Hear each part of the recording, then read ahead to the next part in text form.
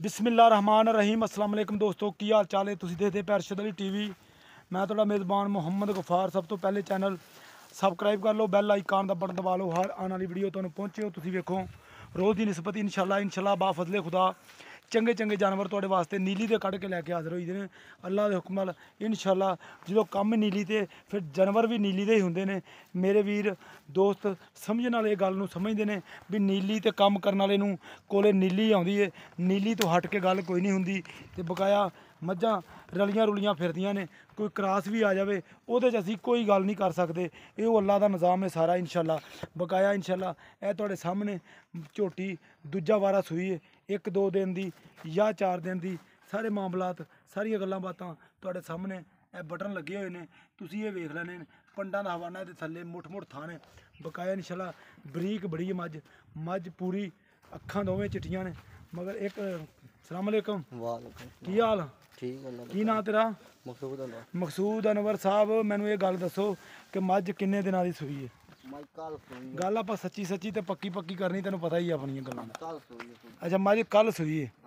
अच्छा तो अपना हुण बौले च दुद्ध किन्ना इहदे कोले कल ओही दसना जिहड़ा हैगा, भावें 2 किलो होवे भावें 10 किलो होवे। 12 किलो दुद्ध पक्का हैगा इस टाइम। अच्छा कल सूई है। लो जी 12 किलो भाई मकसूद दस रहा, क्योंकि चोई भी उन्हें ही आ, उन्हें ही वेखी है, ਉਹਦੇ ਕੋਲੇ ਖੜੀ ਹੈ, ਉਹਦੇ ਸਾਰੇ ਮਾਮਲਾਤ ਬਰੀਕ ਮੱਝ ਬੜੀ ਹੈ। ਸੁਬਹ ਟਾਈਮ ਤੇ ਚੁੱਪੀ ਮੈਂ 7 ਵਜੇ। ਅੱਛਾ ਤੇ ਆਪਣਾ ਮਕਸੂਦ ਹੈ ਨੀਲੀ ਦੀ। ਲੋਕ ਨਾ ਕਹਿੰਦੇ ਪਤਾ ਨਹੀਂ ਹਰ ਮੱਝ ਨੂੰ ਨੀਲੀ ਨੀਲੀ ਬਣਾਈ ਜਾਂਦੇ ਜੇ।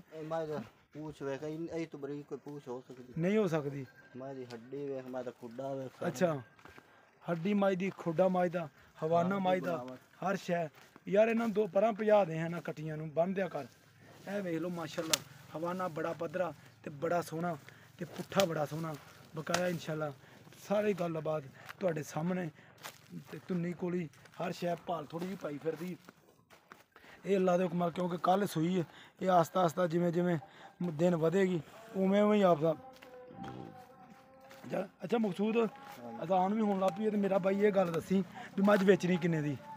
पक्की लोहे वर्गी गल। हाँ मुल थोड़ा करना जायज़, पक्की गल। पक्की माई वे जिसा 3,70,000 3,70,000 दी। ये जो गुंजाइश प्यार मोहब्बत कोई चाह पानी हो जासी। लो जी 3,70,000 डिमांड है, विच प्यार मोहब्बत अजान की वजह तो ब्रेक ला ली सी। हाँ बिल्कुल ए वेख लो पंडा के हवाने बटन नीली दे या ज्यादा कादे भी बटन ये लगे ने। ये है तुहाडे सामने 3,70,000 रुपया ये डिमांड आ, विच प्यार मोहब्बत आ। ये अल्लाह के हुक्म नाल ये दुध जिन्ना भी मालक दसदा, क्योंकि असी तो चाहते नहीं, मालक ही चाहता, मालक ने दसनी हुंदी गलबात।